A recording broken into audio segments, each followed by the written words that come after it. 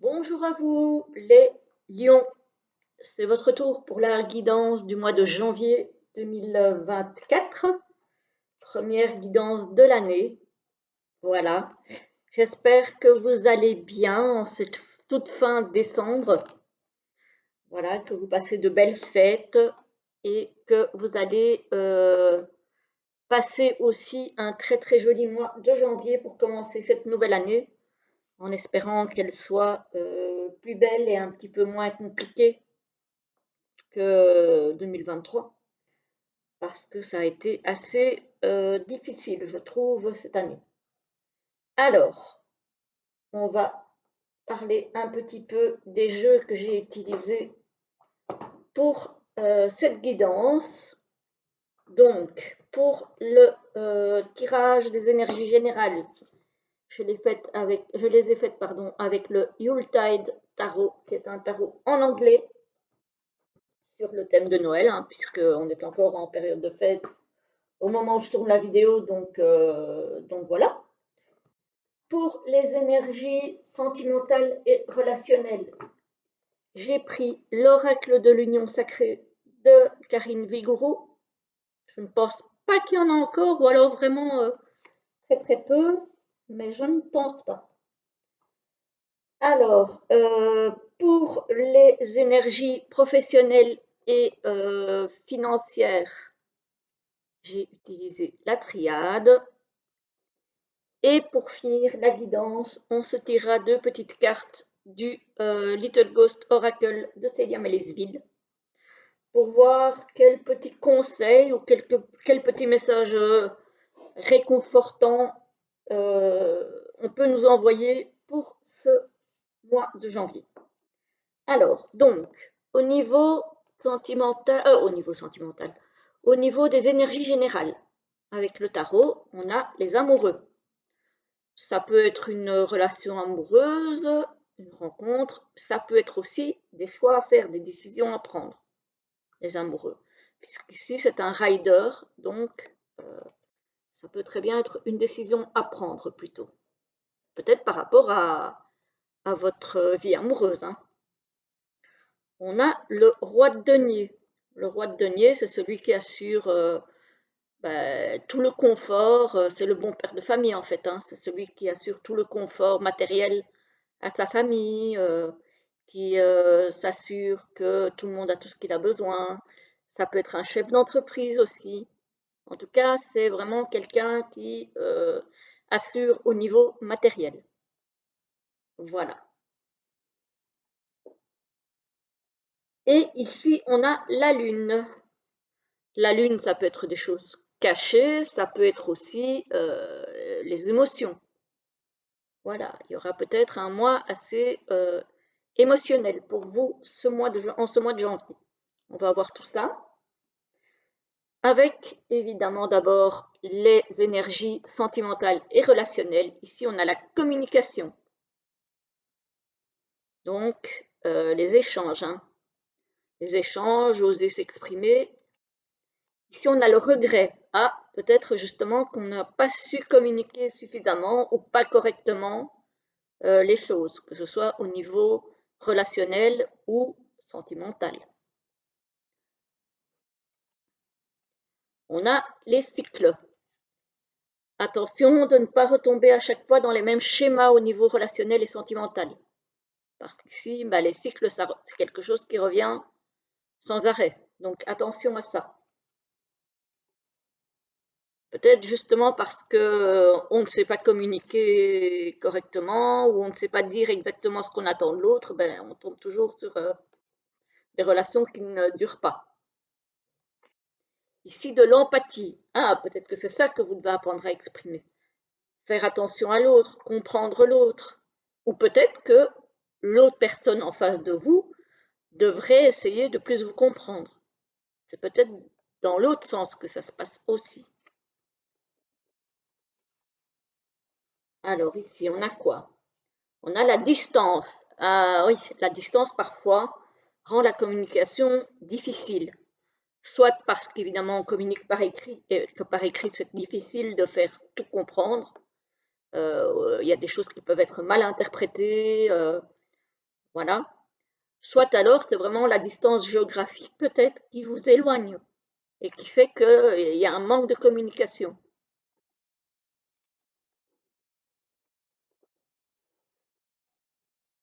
On a le piédestal. Avec la distance, on peut aussi éventuellement euh, idéaliser notre relation, idéaliser l'autre, euh, alors que ce n'est pas forcément non plus une bonne chose. Évidemment, ce que je dis ne va pas parler à tout le monde, hein, c'est évidemment. Hein. Alors, le passé. Ah, il y en a peut-être qui sont encore sur une histoire du passé, qui n'ont pas encore guéri.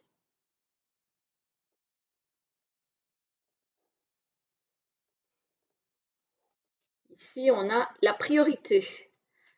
Alors, la priorité, c'est même si on est en relation avec quelqu'un, toujours se mettre en priorité, c'est-à-dire toujours chercher ce qui nous comble à nous et pas à l'autre. D'abord nous. C'est-à-dire qu'il ne faut pas vivre pour l'autre et par l'autre. Il faut vivre pour nous et rencontrer des personnes qui nous comblent nous et qui seront évidemment comblées par nous aussi. Mais voilà, il ne faut pas vivre par procuration uniquement au travers de l'autre. Il faut se mettre au centre de notre vie relationnelle et sentimentale. L'amour en cage. Ah, il y en a qui vont se sentir emprisonnés dans une relation, qui ne vont pas savoir comment en sortir. Euh, donc voilà, là, il va falloir essayer de trouver comment se libérer de ça. Peut-être, justement, en communiquant mieux, vous arriverez à faire comprendre à l'autre, ou l'autre arrivera à vous faire comprendre que vous vous sentez, ou il ou elle se sent, étouffé dans la relation. Et on a le présent. Donc, vraiment, si on est en relation, apprendre à profiter du moment présent, sans nécessairement tout le temps se projeter, mais vraiment profiter du moment présent. Il n'y a que comme ça qu'on profite mieux, au mieux de cette relation. Voilà. Alors, au niveau professionnel et financier, on a des choix à faire. Des choix à faire avec la science ici. Donc, j'ai envie de dire, il faut faire des choix, mais en connaissance de cause. Donc, si vous avez des choix à faire, renseignez-vous, documentez-vous, que ce soit au niveau professionnel, au niveau financier, si vous avez des placements, des accords financiers, des choses comme ça, ou peut-être de nouveaux projets au niveau professionnel. Voilà, ne vous lancez pas tête baissée, faites vos choix, prenez vos décisions en connaissance de cause. C'est important. Ici, on a la prière, donc si vous avez besoin au niveau professionnel ou au niveau financier, demandez de l'aide là-haut. Voilà, ils essayeront évidemment de vous aider au mieux. Ici, on a l'eau. L'eau, pour moi, ce sont les émotions. Donc, peut-être que le fait de devoir faire des choix, ça va vous déstabiliser un petit peu au niveau de vos émotions. Alors, on a la nécessité avec l'initiation. Peut-être la nécessité d'apprendre, parce que la science, ça peut être aussi faire le choix d'apprendre quelque chose de nouveau. Donc peut-être une formation, un stage, que sais-je.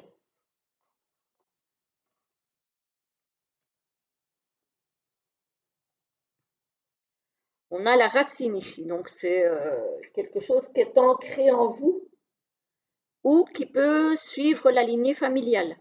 Peut-être que justement, vous avez envie de reprendre, je ne sais pas moi, la même profession que votre maman, que votre papa, etc., etc. Il y a quand même une histoire de lignée familiale ici.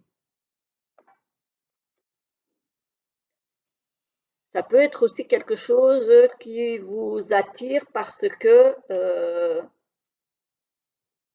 par votre vécu au niveau familial ancestral. Ici, on a l'oméga, donc il y a la fin de quelque chose. Il y a la fin de quelque chose. Ici, on a le pardon. Alors, le pardon, moi, ici, dans le professionnel et financier, c'est le fait, alors pas de pardonner à quelqu'un, quoique ça peut être pardonner à un collègue, etc., etc. Mais dans le cadre du tirage, j'ai plutôt l'impression avec l'oméga qu'il s'agirait de tourner une page au niveau professionnel. Il y a peut-être des gens qui ont besoin de tourner une page, d'aller ailleurs, de commencer une nouvelle initiation.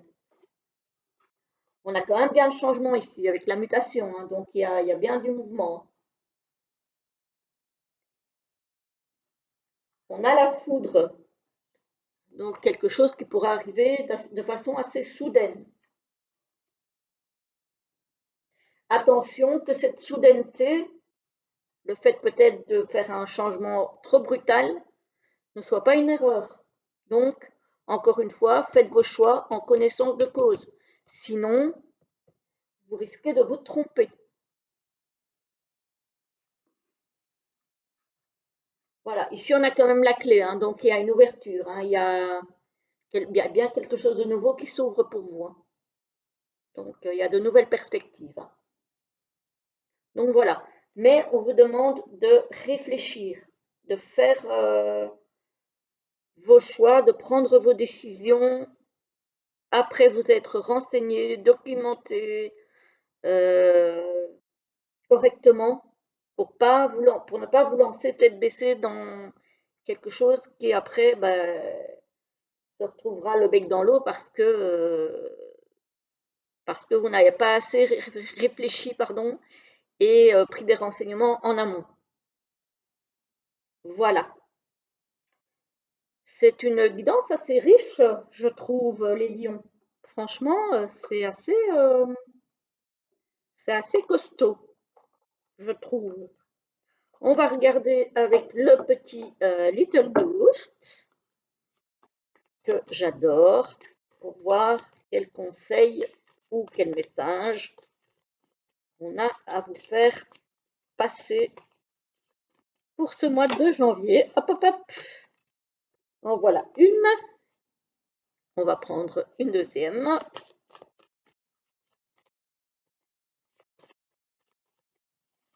Ouh, oh là, il y en a trop là. Là, il y en a beaucoup trop. Il y en a beaucoup trop. Alors, on va regarder. Pour les lions, s'il vous plaît, pour le mois de janvier, est-ce qu'on pourra avoir un petit conseil, un petit message réconfortant? Quelque chose qui pourrait les aider à passer ce mois